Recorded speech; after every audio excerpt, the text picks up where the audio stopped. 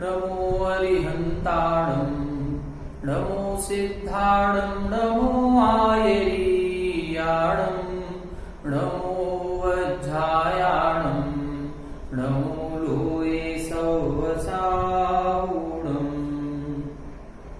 मोक्षमार्गस्य नेतारं भेत्तारं कर्मभूभृतां ज्ञातारं विश्वतत्त्वानां वंदे तद्गुणलब्धये। 1008 मूलनायक आदिनाथ भगवान की जय। द्वासांग जिनवाणी माता की जय। आचार्य श्रेष्ठ आचार्य गुरुवर्ष के 108 उमा स्वामी जी महाराज की जय। आचार्य श्रेष्ठ आचार्य गुरुवर्ष के 108 विद्यासागर जी महाराज की जय। जगत पूज्य मुनि पुंगव श्री 108 सुधा सागर जी महाराज की जय। समस्त मुनि संघ की जय। तीसरा अध्याय अपना चल रहा था। तीसरे अध्याय के 10 सूत्र हो गए थे। एक बार उन 10 सूत्रों का अपन उच्चारण करेंगे। देखें, रत्न शर्करा वालुका पंक धूमतमो महात्मा प्रभा भूमियो घनाम्बु वाताकाश प्रतिष्ठा सप्ताधोध। रत्न शर्करा वालुका पंक धूम तमो महात्मा प्रभा भूमियो घनाम्बु वाताकाश प्रतिष्ठा सप्ताधोध। तासु 30 पंचविंशति पंचदश दश त्रिपंचोनैक नरक शतसहस्राणि पंचचैव यथाक्रमम्। तासु 30 पंचविंशति पंचदश दश त्रिपंचोनैक नरक शतसहस्राणि पंचचैव यथाक्रमम्। नारका नित्या शुभतरलेस्या परिणाम देह वेदना विक्रिया।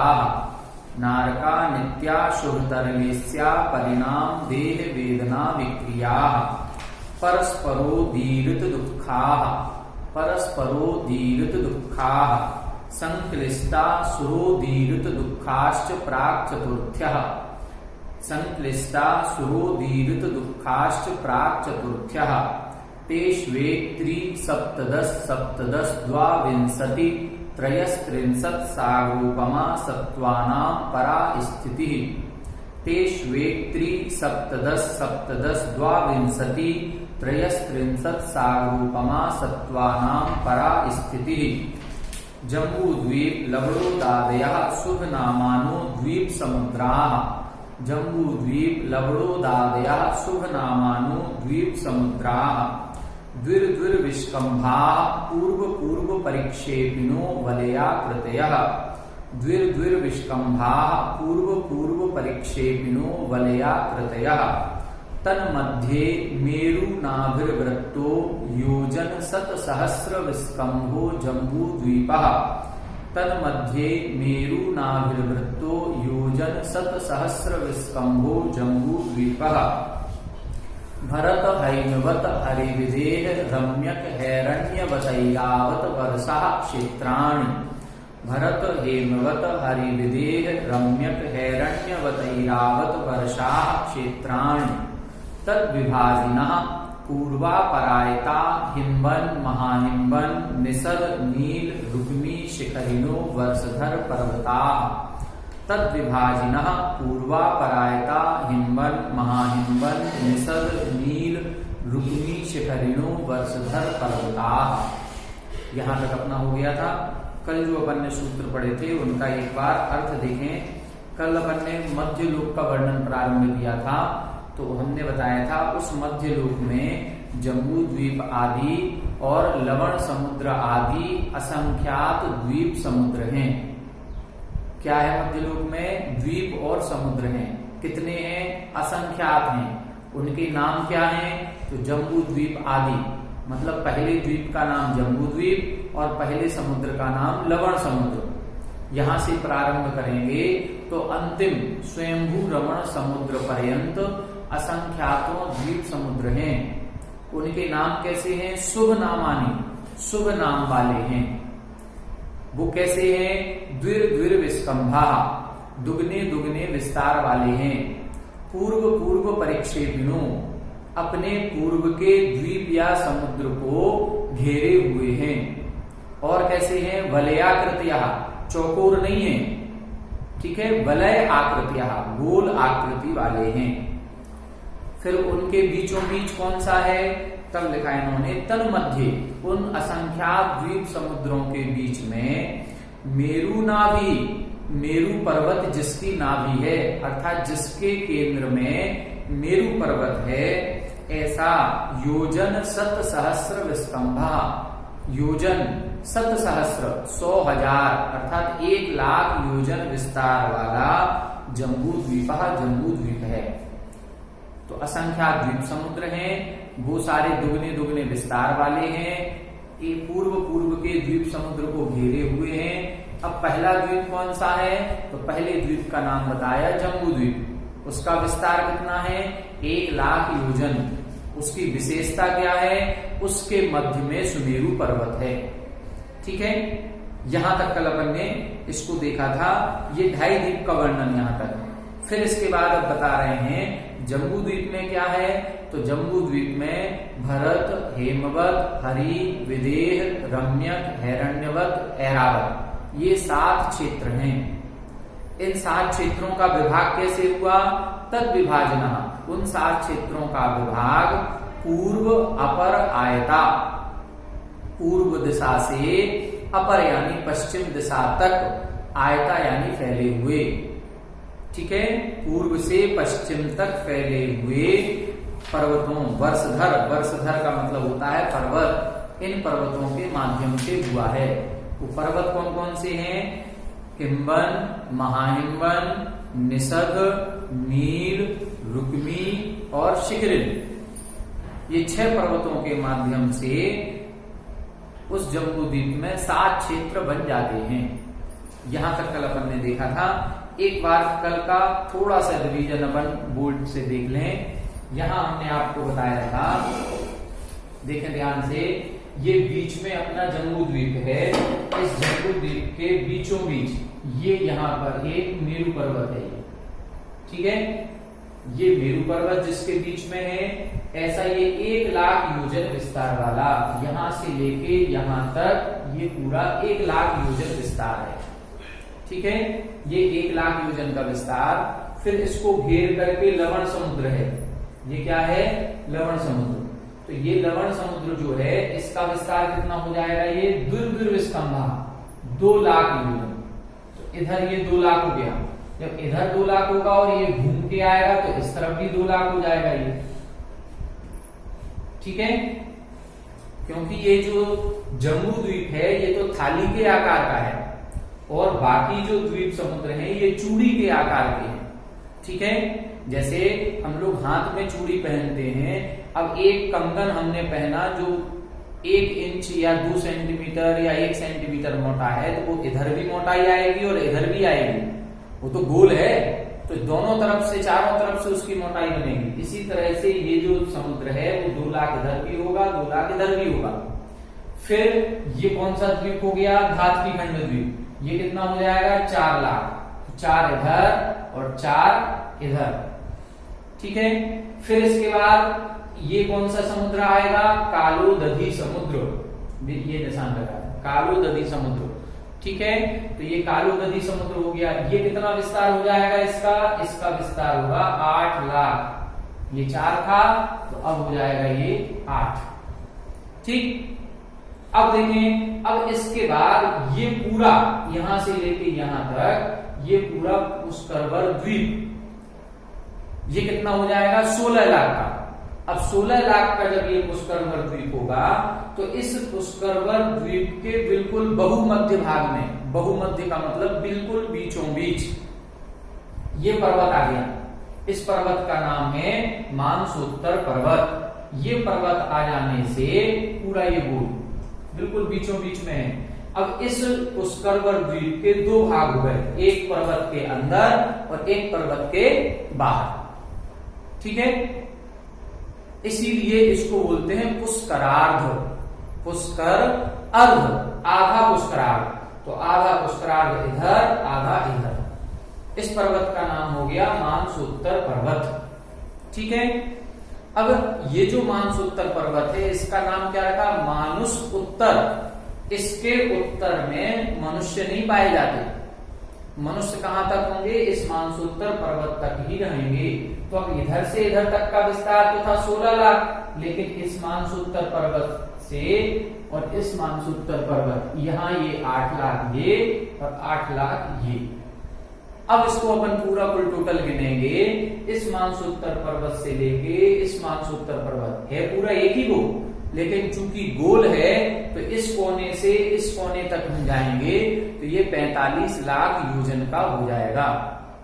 देखें कैसे, 1 लाख योजन विस्तार जम्बूद्वीप का, फिर 2 लाख इस तरफ, अभी अपन पश्चिम दिशा में चल रहे हैं, तो 2 लाख लवण समुद्र, 4 लाख धात्विक खंड, 8 लाख कालोद समुद्र, 8 लाख पुष्कराल। तो 1 और 2 3 और 4 7 और 8 15 और 8 23।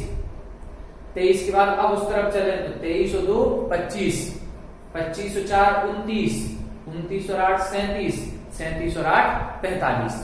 इस प्रकार से 45 लाख योजन का मनुष्य क्षेत्र है। इससे ज्यादा मनुष्य नहीं पाए जा सकते, इसी क्षेत्र में मनुष्य पाए जाएंगे। चूंकि मनुष्य क्षेत्र 45 लाख योजन का है, इसीलिए ऊपर जो सिद्धशिला है वो सिद्धशिला भी 45 लाख योजन की है, क्योंकि मनुष्य ही मोक्ष गति को प्राप्त करता है, अन्य जीव नहीं करते। और जब मोक्ष प्राप्त होगा तो हम बिल्कुल सीधी गति करेंगे।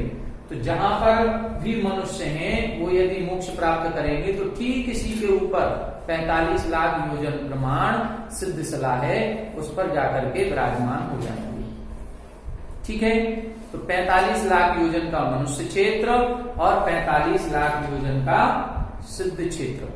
देखिए 5 चीजें 45 लाख योजन की होती हैं। 5 चीजें कौन कौन सी हैं, ध्यान से देख लें। 45 लाख योजन का मनुष्य क्षेत्र, 45 लाख योजन की सिद्धशिला, सिद्धशिला कितने की है? 45 लाख योजन की। सिद्ध क्षेत्र वो भी 45 लाख योजन का। जितने भी सिद्ध परमेष्ठी हैं वो सिद्ध क्षेत्र में हैं, ना कि सिद्धशिला पर। सिद्धशिला पर एक भी सिद्ध परमेष्ठी नहीं है। सिद्धशिला से ऊपर जाकर के तनुवात वलय में लोक के अंत में जाकर के सिद्ध परमेष्ठी विराजमान है। तो वो क्षेत्र कितना है? वो भी 45 लाख योजन का है। तो 45 लाख योजन का मनुष्य क्षेत्र, 45 लाख योजन की सिद्धशिला, 45 लाख योजन का सिद्ध क्षेत्र। अब देखें जो अपन ने नरक पढ़े थे, तो पहला नरक है रत्न वो धम्मा या रत्न प्रभा, जो अब बहुल भाग में है। उनमें हमने बताया था इंद्रक बिल होता है। तो पहला जो इंद्रक बिल है वो भी 45 लाख योजन का है। पहला इंद्रक बिल कितना है? 45 लाख योजन का। इसी तरह से जब स्वर्ग शुरू होंगे तो पहला जो सौधर्म स्वर्ग है उसका पहला विमान, ऋजु विमान उसका नाम है, वो ऋजु विमान भी 45 लाख योजन का। तो 5 चीजें, पहला नरक का इंद्रक बिल वो 45 लाख योजन, पहले स्वर्ग का ऋजु विमान वो 45 लाख योजन, मनुष्य क्षेत्र वो भी 45 लाख योजन, सिद्ध क्षेत्र वो भी 45 लाख योजन और सिद्धशिला भी 45 लाख योजन। तो ऐसे पंच 45 कहलाते हैं। पंच 45 यानी 5 45 लाख योजन की चीजें। ठीक है, अब अपन को आगे देखना है। ये क्लियर हो गया ढाई द्वीप। इसको हम ढाई द्वीप कहते हैं। ढाई द्वीप क्यों कहते हैं? ढाई द्वीप इसलिए कहते हैं क्योंकि पहला द्वीप जम्बू द्वीप, दूसरा हो गया धात्विक खंड और फिर तीसरा पूरा नहीं है, आधा है। तो जब आधा होगा तो ये ढाई द्वीप कहलाएगा। 1 2 और आधा, ढाई। तो ढाई द्वीप में क्या क्या आएगा? ढाई द्वीप में 3 द्वीप हो गए। ढाई मतलब एक जम्बू द्वीप, एक धात्विक खंड और एक पुष्कराल। ठीक है, 3 तो द्वीप के नाम हो जाएंगे और 2 समुद्र आएंगे। 2 समुद्र कौन से? लवण समुद्र और कालोद समुद्र। तो ढाई द्वीप कहें, मनुष्य क्षेत्र कहें, एक ही बात हो गई, क्योंकि ढाई द्वीप तक ही मनुष्य पाए जाते हैं। ठीक है, अब इसके बाद अपन ने जम्बू द्वीप की संरचना पढ़ी थी, ये अब हम मिटा रहे हैं। ये कल का रिवीजन आप लोगों का हो गया। 45 लाख योजन क्लियर हो गया। 45 लाख योजन कैसे लगाना है अब आगे देखें। अब अपन जम्बू द्वीप का नक्शा बनाएंगे। ठीक है, जम्बू द्वीप में हमने बताया था जम्बू द्वीप का विस्तार कितना है, जम्बू द्वीप का विस्तार है 1,00,000 योजन का। ठीक है, उस 1,00,000 योजन में क्या क्या है, उस 1,00,000 योजन में 7 क्षेत्र हैं। 7 क्षेत्र कौन कौन से, 7 क्षेत्र बनेंगे भरत, हेमपर, हरि, विदेह, रम्यक और हिरण्यक। ये 7 क्षेत्र बनेंगे। इन 7 क्षेत्रों का विभाग कैसे होगा, इन 7 क्षेत्रों का विभाग होगा पर्वतों के माध्यम से। ठीक है, देखें आप, ये अपन गोल जम्बू द्वीप बनाएंगे।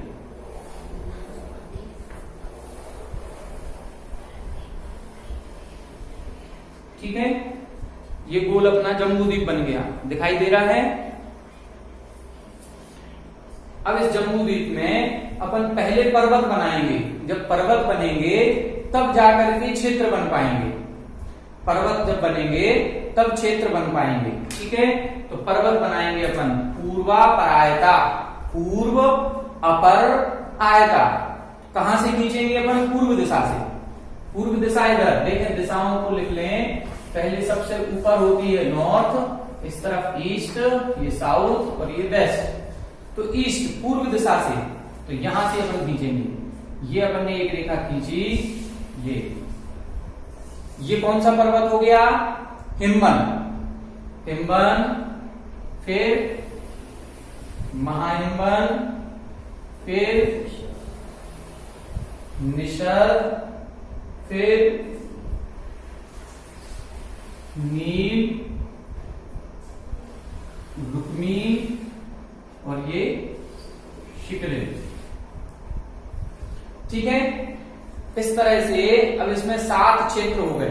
7 क्षेत्र कौन से हो गए, पहला भरत क्षेत्र, फिर हेमवत, हरि, विदेह, रम्यक, हिरण्यवत और ऐरावत। ठीक है, ये 7 क्षेत्र हो गए। ये अपना बीच में मेरू पर्वत है। ठीक है, ये बीचों बीच मेरू पर्वत। तो मेरू पर्वत कहां होगा, ये विदेह क्षेत्र में होगा। ठीक है, अब इसमें अपन नाम लिख सकते हैं, ये भरत, हेमवत, ये याद करना है सभी को, हरि, विदेह, रम्यक, हिरण्यवत और इधर ऐरावत। ठीक है, ये अपने 6 पर्वत आए तो 7 भाग हो गए। इनको 7 क्षेत्र कहते हैं। अपन लोग जहां रहते हैं वो अपना भरत क्षेत्र है। हम सभी लोग कहां रहते हैं, मध्यलोक में। मध्यलोक में असंख्यात द्वीप समुद्र हैं, उनमें से जम्बू द्वीप में, जम्बू द्वीप में 7 क्षेत्र हैं। उन 7 क्षेत्रों में से भरत क्षेत्र है।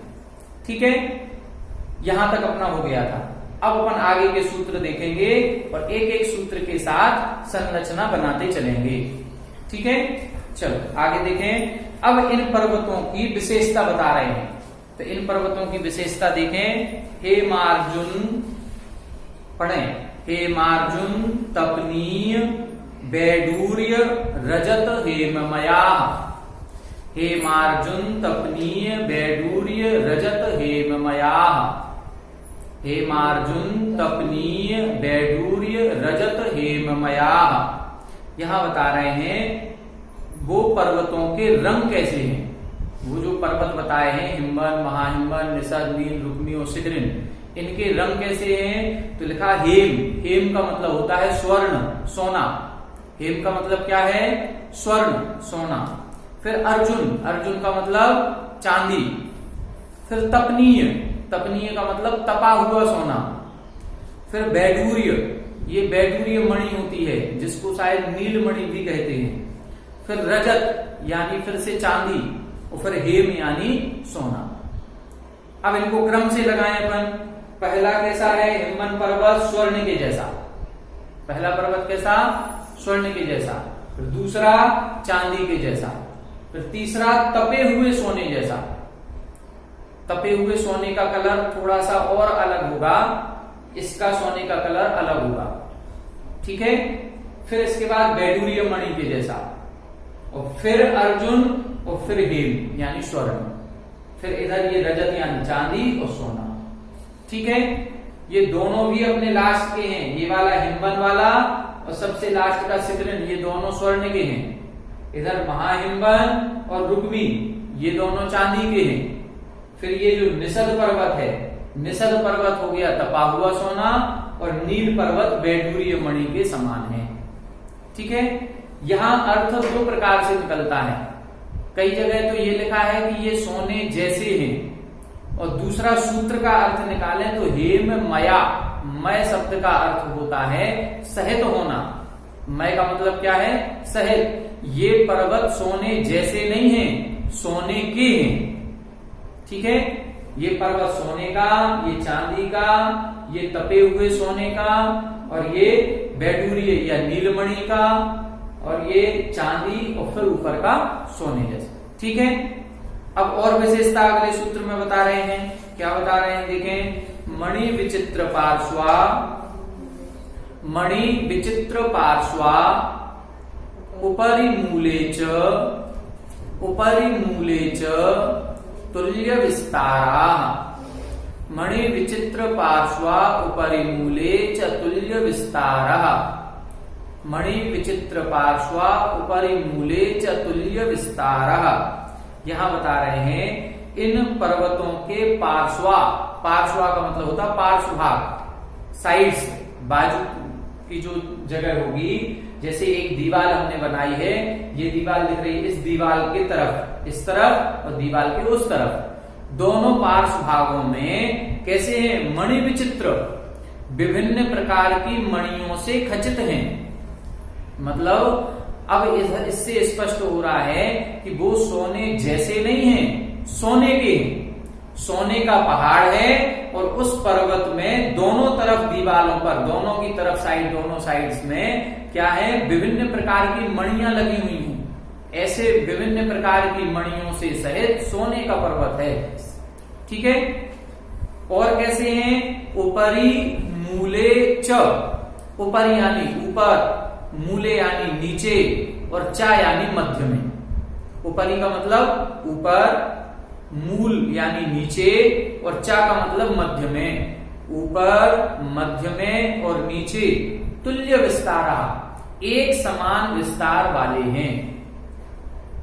ठीक है, ये पर्वत कैसे हैं? देखें, अभी तक अपन लोगों ने जो पर्वत देखे वो पर्वत होते हैं ऐसे, ऊपर नोक होती है और नीचे होते हैं चौड़े, जिससे हम ऐसे ऐसे ऊपर धीरे धीरे चढ़ सकते हैं। लेकिन ये है ऊपरी यानी ऊपर, मध्य और नीचे समान विस्तार वाले हैं।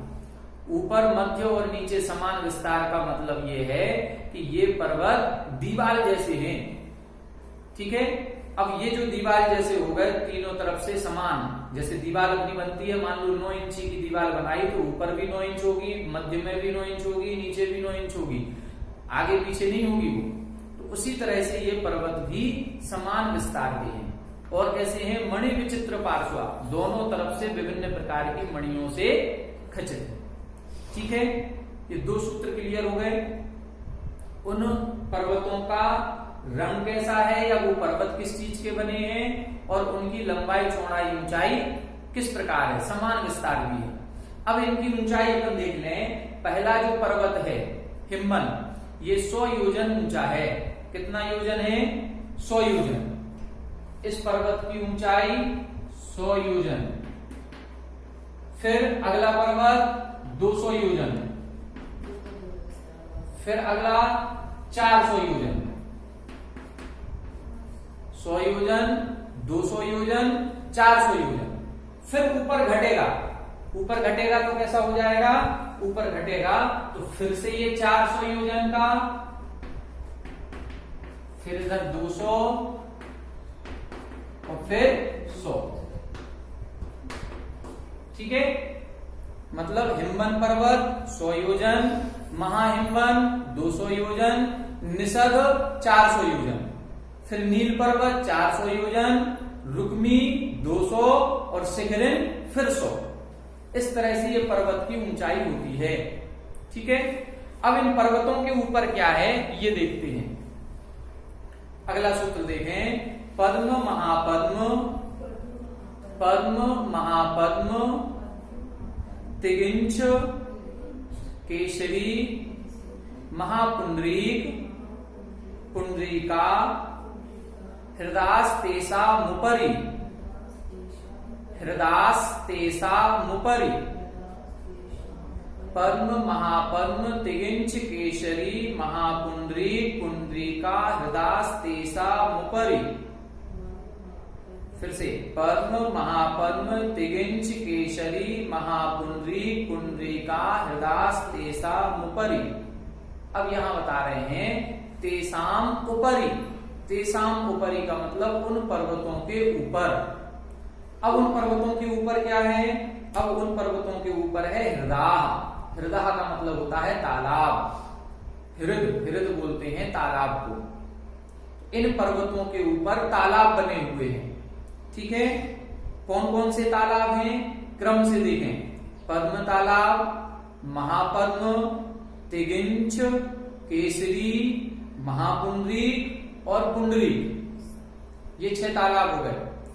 6 पर्वत हैं तो 6 तालाब हैं। देखो 6 पर्वत हो गए।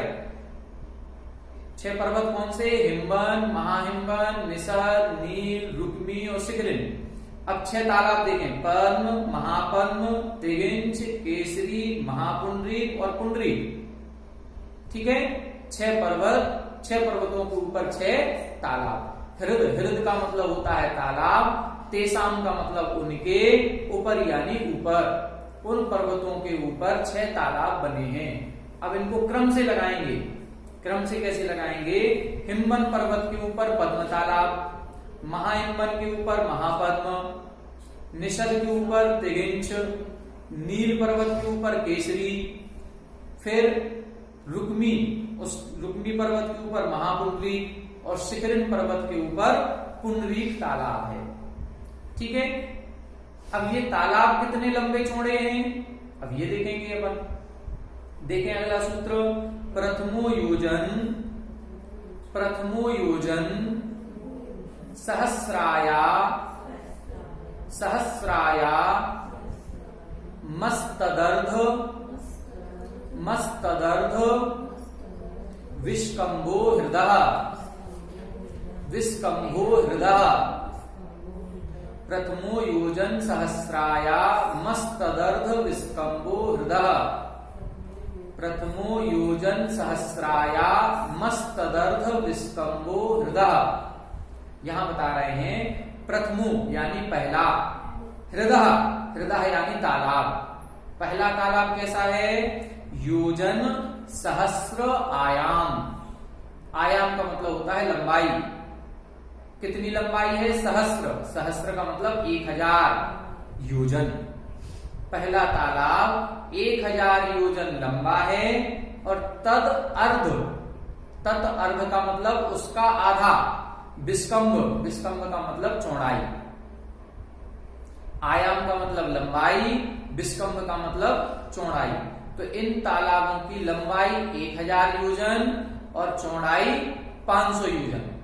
कौन से तालाब की? सभी की नहीं, प्रथमो हृदय, प्रथम तालाब की। ये पहला तालाब ऐसा है। अब देखें इसको कहां बनाएंगे अपन। अब इसको बनाते हैं। देखें ये मिटा दें हम।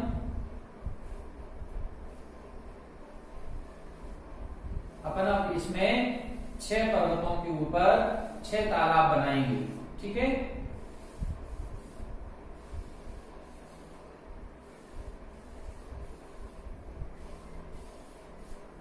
चलिए देखें कैसे बनेंगे। ये 6 तालाब बनेंगे यहां पर।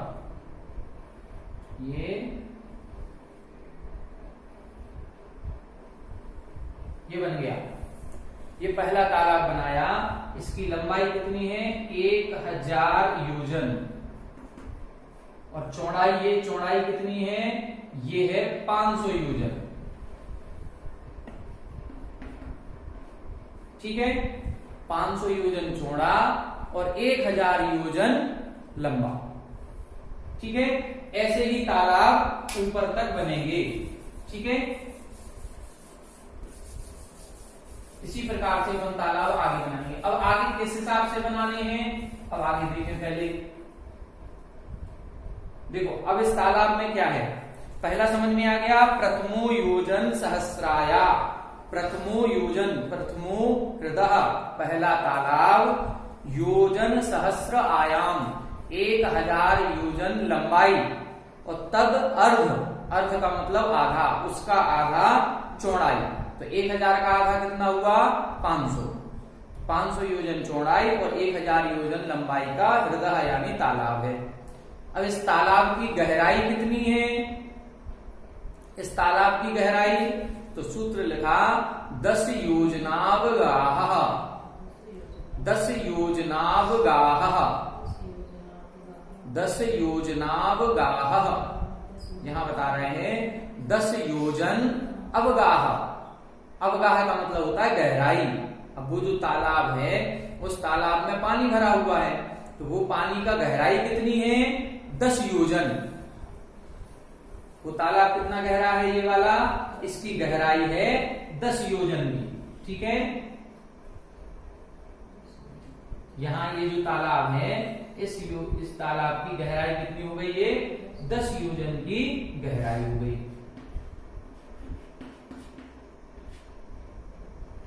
ठीक है, अब इस तालाब के अंदर क्या है, तालाब के अंदर क्या होते हैं, तालाब के अंदर कमल है। देखें अगला सूत्र, तन्मध्ये योजनम पुष्करम, तन्मध्ये योजनम पुष्करम। यहां बता रहे हैं तन्मध्ये, उस तालाब के मध्य में, उस तालाब के मध्य में, योजनम पुष्करम, 1 योजन का पुष्कर। पुष्कर का मतलब कमल, योजन का मतलब क्या है, योजन, और पुष्कर का मतलब कमल। 1 योजन का कमल है। अब यहां अपन क्या करेंगे, इस तालाब के बीचों बीच यहां ये एक अपन कमल बना देंगे। ठीक है,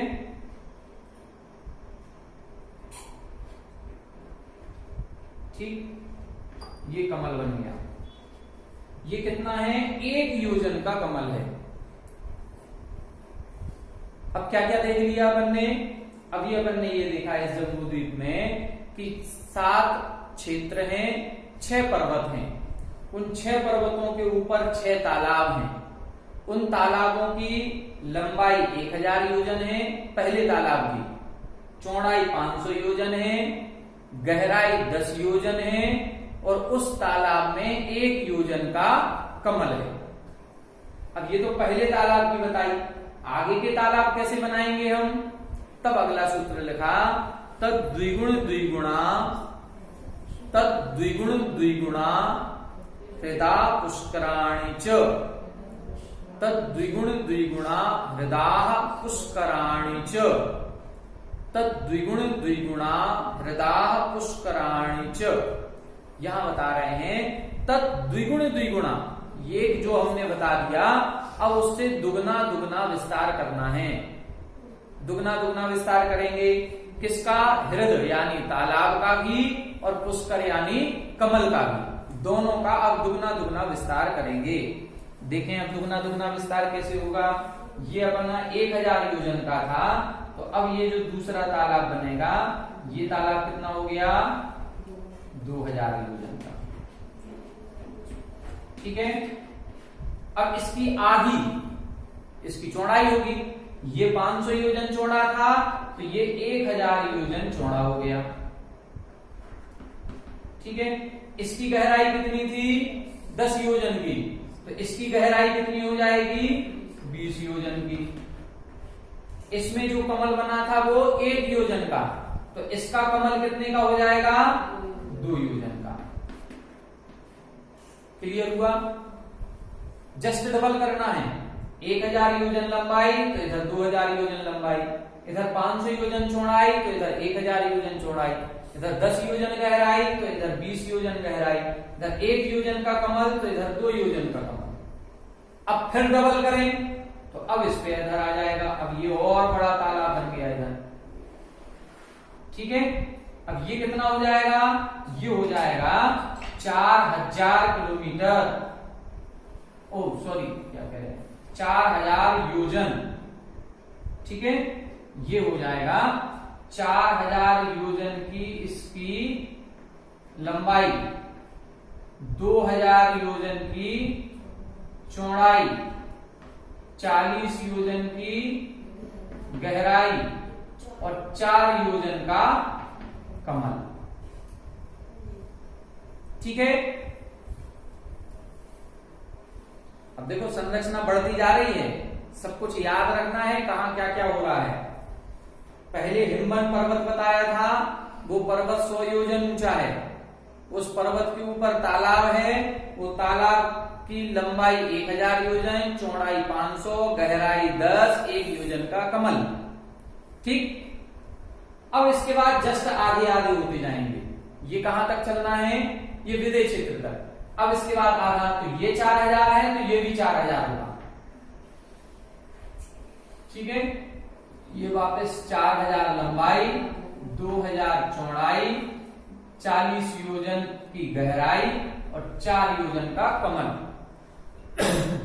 फिर इधर अब ये वापस 2000 का हो जाएगा और ये वापस 1000 का हो जाएगा, ठीक है। इस प्रकार से ये कमल बन जाएंगे, तालाब और कमल की रचना हो जाएगी। ये 2000 का, ये 1000 का, ये 500, ये 1000, ये 2000, ये इसकी गहराई 20 और 2 योजन का कमल, इसकी गहराई 10, 1 योजन का कमल, ठीक है। फिर से एक बार देख लें, अच्छे से देखें इसको। जम्बू द्वीप में हमने 6 पर्वत निकाले जो पूर्व से पश्चिम तक फैले थे, हिमवन, महाहिमवन, निसर्ग, नील, रुक्मी और शिखरिन, ठीक है। इससे 7 क्षेत्र बने, भरत, हेमवत, हरि, विदेह, रम्यक, ऐरण्यवत, ऐरावत, ठीक। फिर इन 6 पर्वतों के ऊपर 6 तालाब बनाए। तालाब कौन से, पद्म, महापद्म, तिगिंच, केसरी, महापुंडरी, पुंडरी। फिर इन तालाबों की लंबाई चौड़ाई बताई। पहला तालाब 1000 योजन लंबा, उसका आधा चौड़ा मतलब 500 योजन चौड़ाई, 10 योजन की गहराई, 1 योजन का कमल, ठीक है। अब इसको जस्ट डबल कर दें तो 2000 योजन की लंबाई, 1000 योजन चौड़ाई, 20 योजन की गहराई, 2 योजन का कमल। फिर डबल करेंगे तो 4000 योजन लंबाई, 2000 योजन चौड़ाई, 40 योजन गहराई, 4 योजन का कमल। इधर तक ये बढ़ेगा, फिर इसके बाद वापस घटेगा।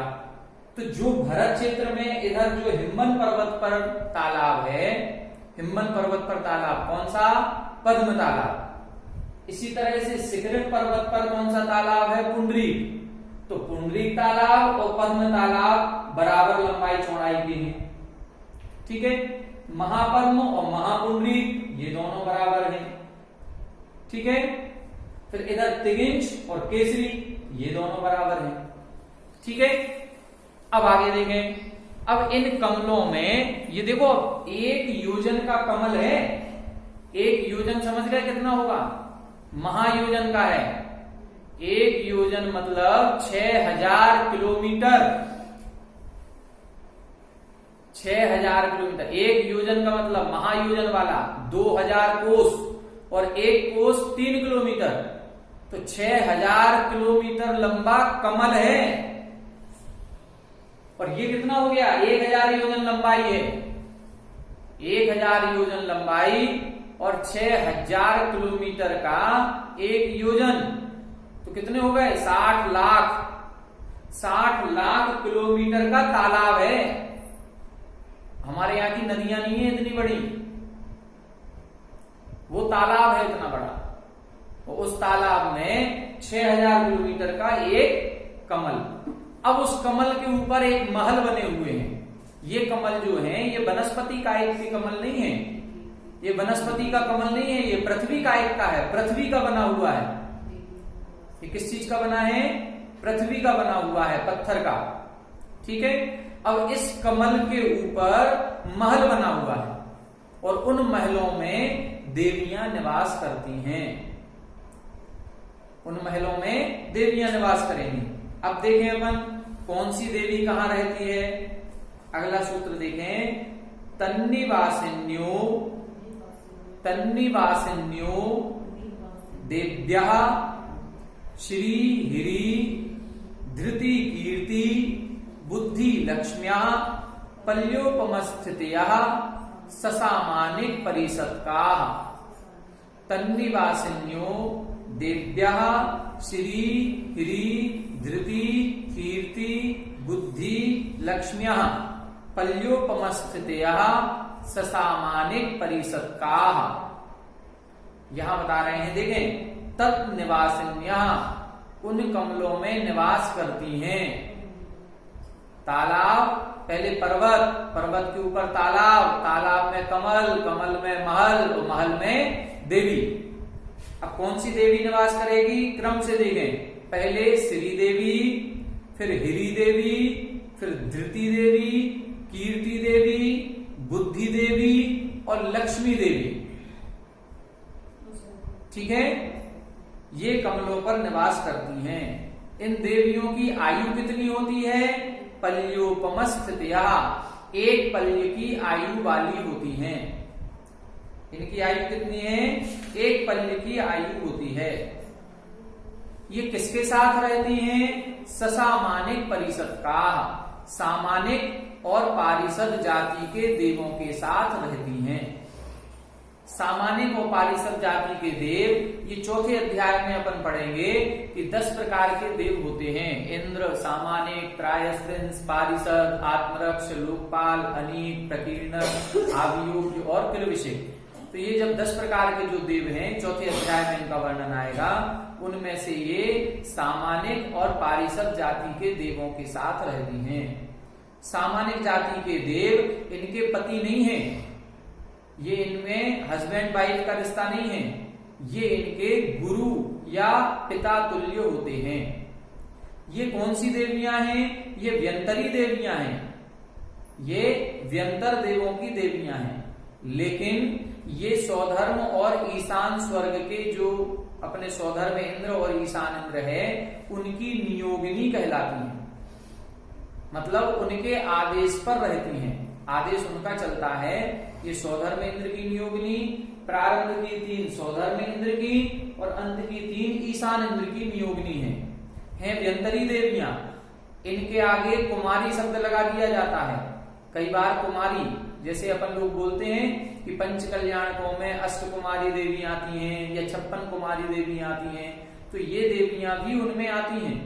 अब ये देवियां यदि उनमें आती हैं तो ये कुमारी का मतलब ऐसा नहीं है कि इनकी शादी नहीं हुई, ये कुमारी हैं। कोई भी देवी कुमारी नहीं रहती, ये किसी न किसी देव की नियोगिनी देवी है। तो ये व्यंतरी देवियां हैं, इनके व्यंतर देव होंगे, जो नियोगी भरता है जिनको कहें, वो अलग होंगे। ठीक है, तो ये एक पल्ले की आयु वाली होती हैं, ससामानिक और पारिषद जाति के देवों के साथ निवास करती हैं। क्रम से देखें, पहले पद्म तालाब में श्री देवी, फिर महापद्म में हिरी देवी, तिगिंच धृति, फिर केसरी कीर्ति, फिर महापुंडरीक बुद्धि और पुंडरीक में लक्ष्मी। इस प्रकार से ये देवियों का निवास है। ठीक है, यहां तक समझ में आ गया कि नहीं। अब यहां के बाद, अब इन देवियों को वर्णन होने के बाद अब इन क्षेत्रों में नदियां बहती हैं। और वो नदियां कहां से निकलेंगी, वो नदियां इन तालाबों से निकलेंगी। ठीक है, अब इन तालाबों से नदियां निकल रही हैं। ये एक मुख्य देवी है, इस मुख्य देवी के साथ अन्य परिवार देवियां और देव भी साथ में रहते हैं। इसी तरह ये मुख्य कमल है, ये तो एक मुख्य कमल की बात की है, ऐसे और सैकड़ों हजारों कमल इनके साथ रहते हैं। ये परिवार कमल कहलाते हैं बाकी के। तो यहाँ जो वर्णन किया गया है, ये एक बात ध्यान से देखें, ये जो अपन तत्वार सूत्र पढ़ रहे हैं ना, ये बहुत संक्षेप का ग्रंथ है, बहुत संक्षेप में बता रहे हैं। जब आप त्रिलोक परिणति और त्रिलोक सार पढ़ेंगे तब इसकी गहराई पता चलेगी, कितनी गहराई है। अभी तो हम बहुत संक्षेप में देख रहे हैं कि एक एक सूत्र में आचार्य उमा स्वामी जी ने त्रिलोक परिणति जैसे महान ग्रंथ का पूरा विस्तार हमें संक्षेप में समझा दिया। तो ये आचार्य उमा स्वामी जी का उपकार है कि हमें संक्षेप में सूत्र के माध्यम से तीन लोक की संक्षिप्त जानकारी बहुत आसानी से हमको करवा दी। अब देखें ध्यान से, अब इसमें अपन नदियां निकालेंगे। पहले सूत्र पढ़ें इसका। गंगा सिंधु रोहि द्रोहितास्या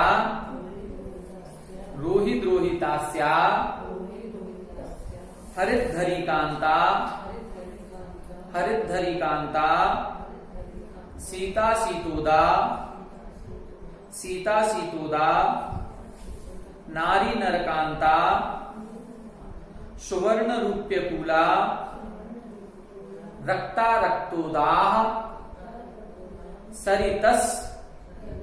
सरितस तन्मध्यगाह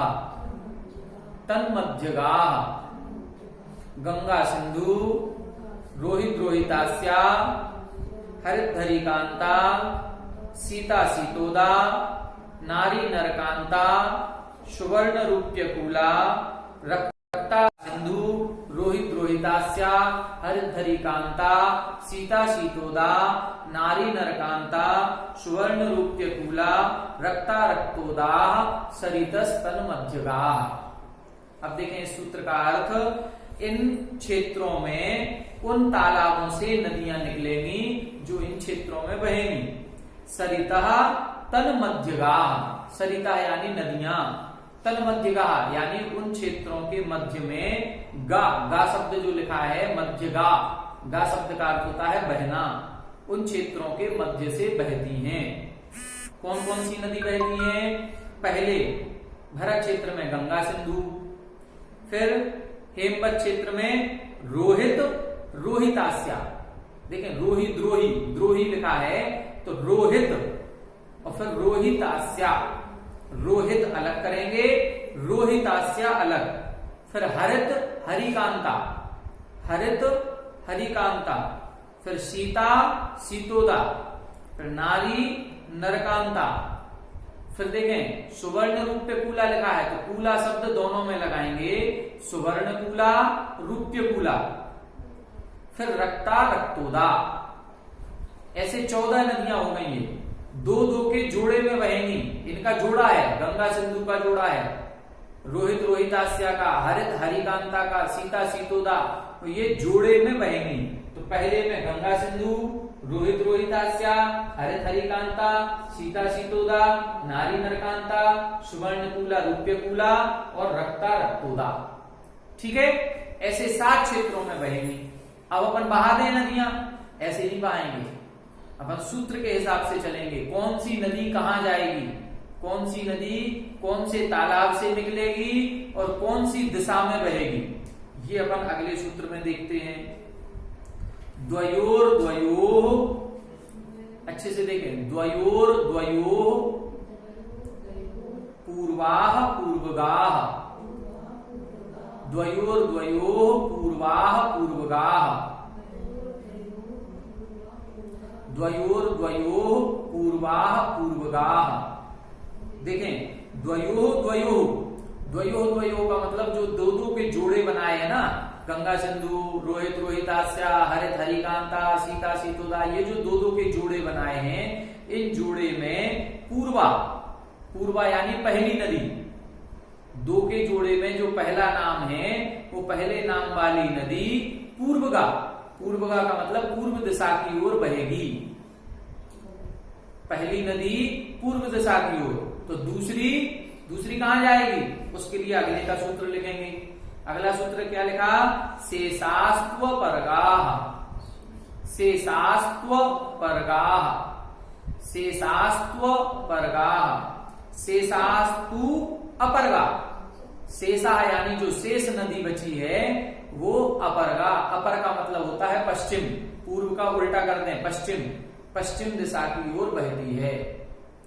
अब अपन नदियां निकालेंगे कि नदियां कैसे निकलेंगी, ये ध्यान से देखना है। तालाबों से निकलेंगी, क्षेत्रों में बहेंगी। अब एक चीज तो क्लियर हो रही है कि क्षेत्र है 7 और नदियां हैं 14। दो दो का जोड़ा है तो बट गई। पहले भरत क्षेत्र में 2, ऐरावत क्षेत्र, हेमवत क्षेत्र सभी में 2-2 नदियां हो जाएंगी। लेकिन तालाब है 6 और नदियां निकलनी है 14। तो अब 6 तालाबों से 14 नदियां कैसे निकालेंगे, उनका क्या हिसाब रखेंगे? तो ध्यान से देखें, पहले तालाब से और अंतिम तालाब से 3-3 नदियां निकलेंगी। पहले तालाब से 3 नदी और अंतिम तालाब से 3 नदी, और बीच के जो 4 तालाब हैं उनसे 2-2 नदी। तो 3 इससे और 3 इससे 6 हो गई, और फिर 4 तालाबों से 2-2 तो 8, 8 और 6 14 नदियां निकलेंगी। अब अपन इन 14 नदियों को निकालते हैं। ठीक है, 14 नदियां कैसे निकलेंगी इसको हम मिटा रहे हैं, फिर से अपन बनाएंगे।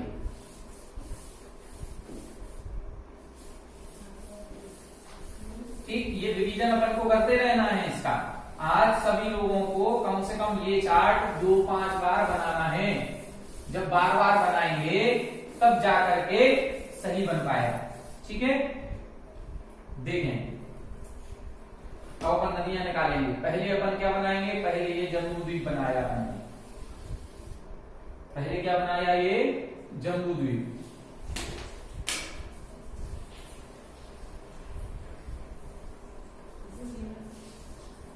ठीक है, ये बन गया अपना। गोल नहीं बन रहा होगा, थोड़ा सा तिरछा हो जाएगा, कोई बात नहीं, आप उसको समझें। चलो देखें, अब इधर बनेगा ये हिमवन।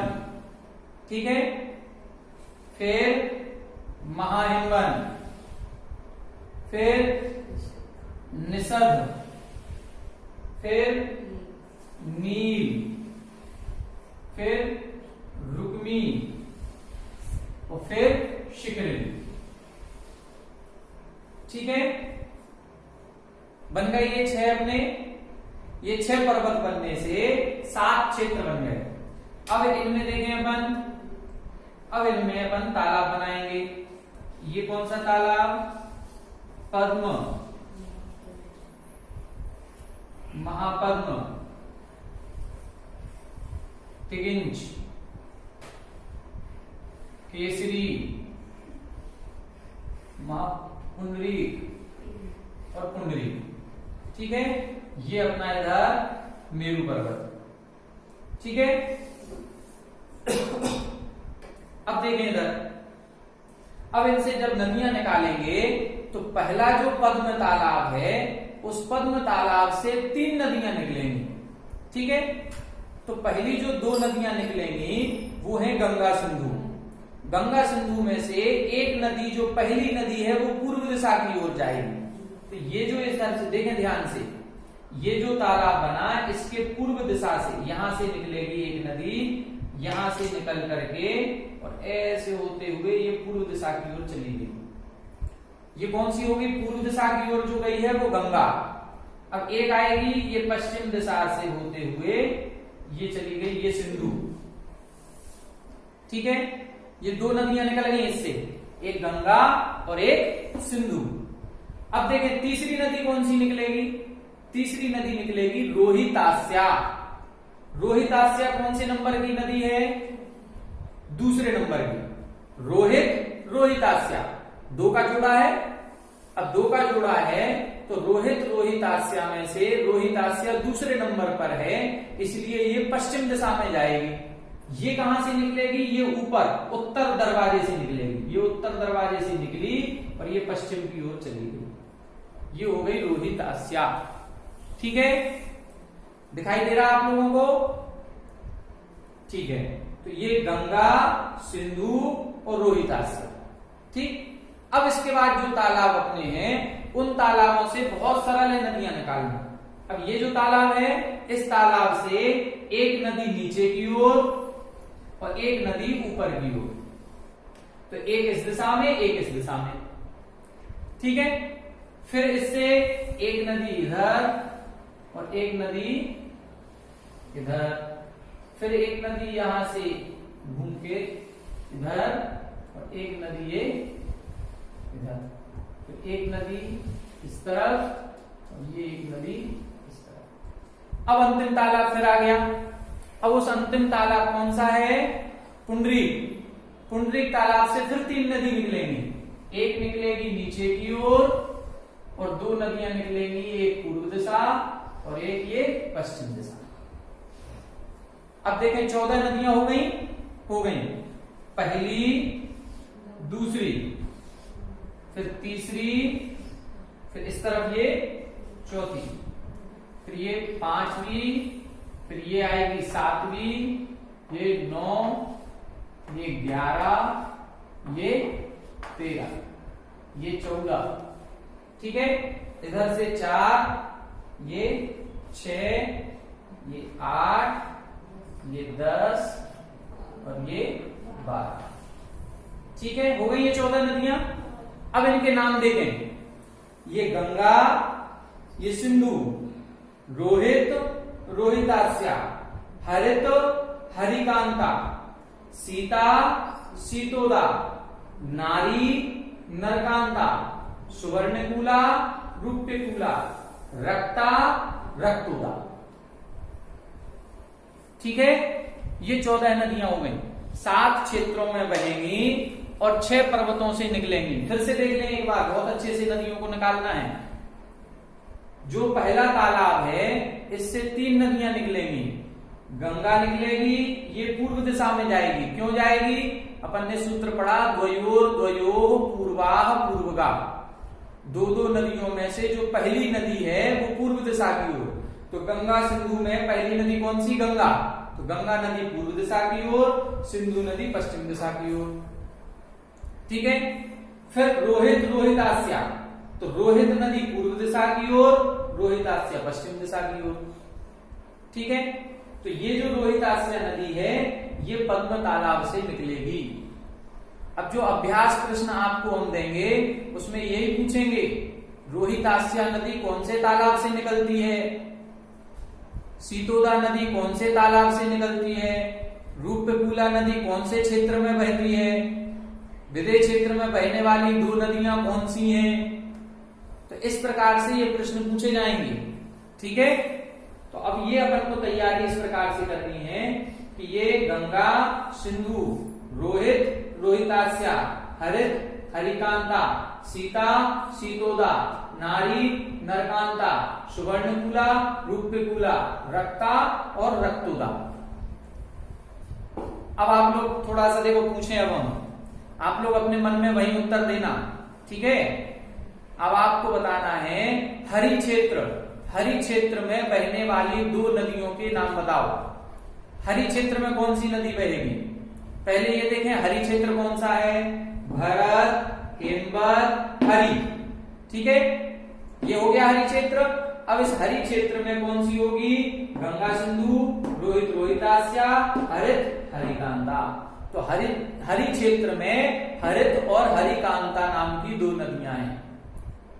ठीक है, अब इन हरित और हरिकांता में से हरित नदी कौन से तालाब से निकली और हरिकांता नदी कौन से तालाब से निकली? तो हरित नदी तो निकलेगी कौन से तालाब से? कौन सा है ये? पद्म, महापद्म, तिगिंच। ये तिगिंच तालाब से हरित नदी निकलेगी और महापद्म तालाब से हरिकांता निकलेगी। ठीक है, तो ऐसे याद करना है। ये याद कब होगा? जब आप इस चित्र को बार बार बनाएंगे और ये एक दूसरे से पूछें। अपने घर में आप अकेले स्वाध्याय नहीं करें। अब इस चित्र को जिसने समझ लिया, अपने घर के सभी सदस्यों को बिठा करके बताओगे, अब हम तुम्हें बता रहे हैं, अब हम चित्र बनाएंगे, आप लोग समझो। तो जब एक बार आप पढ़ा लेंगे तो आपको ये सारी चीजें याद हो जाएंगी, फिर समझ में आने लगेगी। ठीक है, आज अपन इतना ही रहने देंगे, सूत्र आगे नहीं पढ़ेंगे। इन सूत्रों को एक बार फिर से देख लें। ठीक है, इन सूत्रों में क्या है फिर से देखें अच्छे से। पूरा अपन ने जम्बूद्वीप बनाया, उस जम्बूद्वीप में क्या बनाया? 6 पर्वत, हिमवत, महाहिमवत, निषद, नील, रुक्मी और शिखरिन। इन 6 पर्वतों से 7 क्षेत्र बन गए, भरत, हेमवत, हरि, विदेह, रम्यक, हिरण्यवत, ऐरावत। ठीक है, अब इन 7 जो 6 पर्वत थे, इन 6 पर्वतों के रंग बताए इन्होंने। पहला पर्वत हिमवत पर्वत कैसा है? सोने के समान, सोने का है। दूसरा पर्वत महाहिमन चांदी का है, तीसरा तपे हुए सोने का निसर्ग पर्वत, फिर नील पर्वत बैडूरी मणि नीलमणि का, फिर उसके बाद कौन सा है रुक्मी पर्वत चांदी का, और फिर शिखरिन पर्वत फिर सोने का। ठीक, फिर इनके ऊपर अपन ने तालाब बनाए थे पद्म, महापद्म, तिगिंच, केसरी, महापुंडरीक और पुंडरीक। ठीक, अब इसमें देखें पद्म तालाब कौन से पर्वत पर है? हिमवन पर, हिमवन पर्वत पर पद्म तालाब। पुंडरीक तालाब कहां पर होगा? पुंडरीक कौन से पर्वत पर होगा? पहले गिनो पद्म, महापद्म, तिगिंच, केसरी, महापुंडरीक, पुंडरीक। पुंडरीक तालाब इधर, तो ये कौन सा पर्वत है? ये पर्वत निकलेगा हिमवन, महाहिमवन, निसर्ग, नील, रुक्मी और शिखरिन। तो शिखरिन पर्वत पर पुंडरीक तालाब हुआ। आज के जो अभ्यास प्रश्न होंगे उनको जल्दबाजी में नहीं करना, पूरा आप कॉपी पेन लेकर के उसमें हिसाब लगाना, कौन सा तालाब पूछ रहे हैं, कौन सा पर्वत पूछ रहे हैं, कौन सी नदी पूछ रहे हैं, कौन सा क्षेत्र है। ठीक है, अब ये जो तालाब है इनकी लंबाई चौड़ाई क्या बताई थी? लंबाई चौड़ाई जो पहला पद्म तालाब है इसकी 1000 योजन लंबाई, 500 योजन चौड़ाई। ठीक है, फिर 10 योजन की गहराई और 1 योजन का कमल। ठीक, फिर इससे वो डबल कर देंगे, ऊपर जाएंगे तो ये 2000 योजन लंबा, ये 4000 योजन लंबा, फिर ये 4000, ये 2000, ये 1000। ठीक है, अब आपसे प्रश्न पूछा जाएगा 20 योजन की गहराई वाले दोनों तालाबों के नाम बताओ। 20 योजन की गहराई 2 तालाबों की है। अब दोनों तालाब कौन कौन से? ये तो 10 योजन की गहराई है, तो 20 योजन की गहराई इसकी, तो पद्म, महापद्म, पहला तालाब हो गया महापद्म। फिर इससे फिर कौन सा है ये 4, इसकी 40 योजन, 40 योजन, ये 20 योजन। अब ये वाला कौन सा होगा? पद्म, महापद्म, तिगिंच, केसरी, महापुंडरीक। तो महापुंडरीक और महापद्म ये 2 तालाब ऐसे हैं जिनकी गहराई 20 योजन की है। तो इस तरह से अपन को तैयारी करनी है। ठीक है, समझ में आ रहा कि नहीं आ रहा? नदियों को फिर से देख लें। नदियां जो 14 बताई हैं उनमें क्षेत्रों के हिसाब से बटेंगी। 2-2 नदियां हर क्षेत्र में बहेंगी। गंगा सिंधु, रोहित रोहितास्या, हरित हरिकांता, सीता सीतोदा, नारी नरकांता, सुवर्णकूला रुप्यकूला, रक्ता रक्तोदा। इस प्रकार से ये 14 नदियां हैं। भरत क्षेत्र में गंगा सिंधु, फिर रोहित रोहितास्या, इस प्रकार से बहेंगी। 6 तालाबों से निकलेंगी। तो पहले तालाब में 3 नदियां निकलेंगी, एक पूर्व दिशा से, एक पश्चिम दिशा से, एक उत्तर दिशा से। तो जो पूर्व दिशा से निकलेगी वो गंगा नदी पूर्व समुद्र में, पूर्व दिशा में लवण समुद्र में जाएगी। फिर ये पश्चिम दिशा से निकलेगी सिंधु नदी। ठीक है, और एक निकलेगी उत्तर दरवाजे से, ये रोहितास्या है, और ये कहां जाएगी? हेमवत क्षेत्र में। ये सारी नदियां निकल करके कहां मिल जाती हैं? लवण समुद्र में। चारों तरफ से लवण समुद्र है, तो यहां से जो नदियां निकलेंगी वो लवण समुद्र में जाकर के मिल जाएंगी। ठीक है, इस प्रकार से ये तीसरे अध्याय के कुछ सूत्र अपन ने देख लिए। एक सूत्र और देख लें कहो तो, एक सूत्र और देखें, एक सूत्र और देख लें। चतुर्दश नदी सहस्र परिवृता गंगा सिंधवादयो नद्यः चतुर्दश नदी सहस्र परिवृता गंगा सिंधवादयो नद्यः चतुर्दश नदी सहस्र परिवृता गंगा सिंधवादयो नद्यः। यहां बता रहे हैं गंगा सिंधु आदि नदियां, ये गंगा सिंधु आदि नदियां परिवृता यानी घिरी हुई हैं। किससे घिरी हैं? चतुर्दश नदी सहस्र, चतुर्दश यानी 14, सहस्र यानी 1000, 14,000 नदियों से घिरी हुई हैं। देखें ये जो गंगा नदी है इसमें 14,000 नदियां आकर के मिलती हैं। इसी तरह से इसमें भी 14,000 नदियां आकर के मिलती हैं। गंगा में 14,000, सिंधु में 14,000। ठीक है, अब इसके दुगने करते जाएं तो रोहित और रोहितास्या में 28,000। 14 के दुगने कितने हो गए? 28। तो 28,000 नदी इसमें, 28,000 इसमें। फिर और दुगने करें तो फिर 56,000। ठीक, फिर 1,12,000, 1,12,000।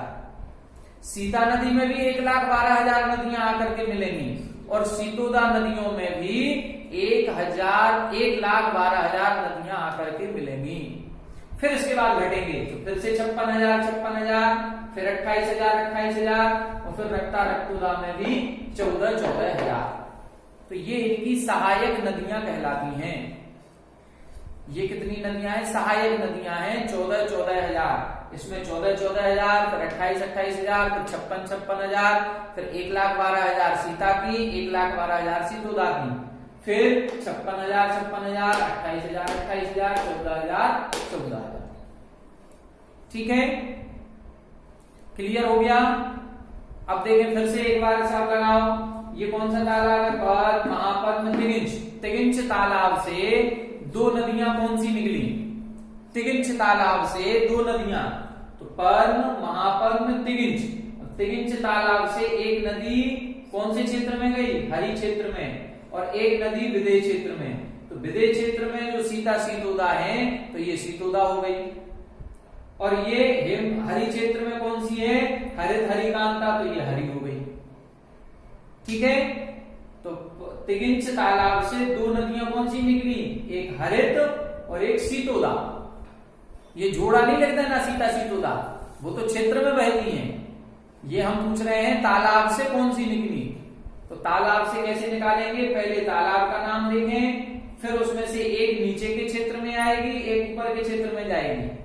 तो उसी हिसाब से आपको नदियां निकालनी हैं। इसको आज घर पर 4-5 बार प्रैक्टिस करें, तब जाकर के कर पाएंगे। आज अपने 23 सूत्र हो गए। इन सूत्रों का एक बार 5 मिनट में फिर से रिवीजन कर लें। ठीक है, पहला सूत्र अपन ने कौन सा देखा था आज? यहां से देख लें, सूत्र नंबर 10 से देखें। भरत, हेमवत, हरि, विदेह, रम्यक, हिरण्यवत, ऐरावत, वर्षा, क्षेत्राणि। ठीक है, ये क्या है? भरत क्षेत्र, भरत, हेमवत क्षेत्र, हरि क्षेत्र, विदेह क्षेत्र, रम्यक क्षेत्र, हिरण्यवत क्षेत्र, ऐरावत क्षेत्र, ये 7 क्षेत्र हैं। इनका विभाग कैसे होगा? पूर्व से पश्चिम तक फैले हुए हिमवन, महाहिमवन, निषद, नील, रुक्मी और शिखरिन पर्वतों से होता है। ये पर्वत कैसे हैं? पहला पर्वत सोने का है, दूसरा पर्वत कैसा है? दूसरा पर्वत चांदी का, तीसरा पर्वत तपे हुए सोने का, चौथा वैडूर्य मणि का, 5वां चांदी का और 6वां फिर सोने का। और कैसे हैं ये पर्वत? ये ऊपर, नीचे और मध्य में समान विस्तार वाले हैं और दोनों तरफ इनके मणियां खचित हैं। इन पर्वतों के ऊपर तालाब बने हुए हैं। क्रम से लगाएंगे, पद्म, महापद्म, तिगिंच, केसरी, महापुंडरीक और पुंडरीक। ठीक है, ये क्रम से लगाना है। फिर इधर इन्होंने बताया पहला तालाब की लंबाई क्या है? 1000 योजन लंबाई, 500 योजन चौड़ाई, 10 योजन की गहराई, 1 योजन का कमल। ठीक है, इसके आगे इसको दुगना दुगना करते चले। कहां तक? यहां विदेह क्षेत्र तक। तो इधर 1000 योजन लंबाई, इसमें 2000 योजन लंबाई, इसमें 4000 योजन लंबाई, फिर 4000, फिर 2000, फिर 1000। इसकी गहराई 10 योजन, इसकी 20, इसकी 40, इसकी 40, इसकी 20, इसकी 10। ठीक है, उसी हिसाब से। फिर इसमें बताया इन कमलों में बुद्धि और लक्ष्मी, ये देवियों की आयु कितनी है? 1 पल्योपम की आयु होती है। ठीक है, और फिर ये किसके साथ रहती हैं? ससामानिक, सामानिक और पारिसल जाति के देवों के साथ रहती हैं। इन क्षेत्रों में नदियां निकलती हैं, गंगा सिंधु, रोहित रोहितास्या, हरित हरिकांता, सीता सीतोदा, नारी नरकांता, सुवर्णकूला रुप्यकूला, रक्ता और रक्तुदा। ये सातों क्षेत्रों में दो दो नदियां बहेंगी। जो दो दो नदियों का जोड़ा है उसमें से पहली नदी पूर्व दिशा की ओर जाएगी, दूसरी नदी पश्चिम दिशा की ओर जाएगी। तो गंगा नदी पूर्व दिशा की ओर, सिंधु नदी पश्चिम की ओर, रोहित पूर्व की ओर, रोहितास्या पश्चिम की ओर, हरित पूर्व की ओर, हरिकांता पश्चिम की ओर, सीता पूर्व की ओर, सीतोदा पश्चिम की ओर। इस प्रकार से बहेंगी ये। अब 6 तालाबों से बहनी थी, तो पहले तालाब से 3 नदियां निकली, गंगा, सिंधु और रोहितास्या। इसी तरह से अंतिम तालाब से भी 3 नदियां निकली, रक्ता, रक्तोदा और सुवर्णकूला। ठीक है, इसमें कौन सी थी? सुवर्णकूला, रुप्यकूला, तो ये सुवर्णकूला निकलेगी। ठीक, अब इन नदियों की सहायक नदियां बताई कि गंगा सिंधु की सहायक नदियां कितनी हैं? 14,000 14,000 नहीं, 14,000 गंगा की, 14,000 सिंधु की। फिर डबल कर दें, फिर 28,000, फिर 56,000, फिर 1,12,000, 1,12,000, फिर 56,000, 28,000, 14,000। इस प्रकार से ये सहायक नदियां बहती हैं। आज इतने ही रहने देते हैं, कल अपन इसके आगे के सूत्र पढ़ेंगे। ठीक है।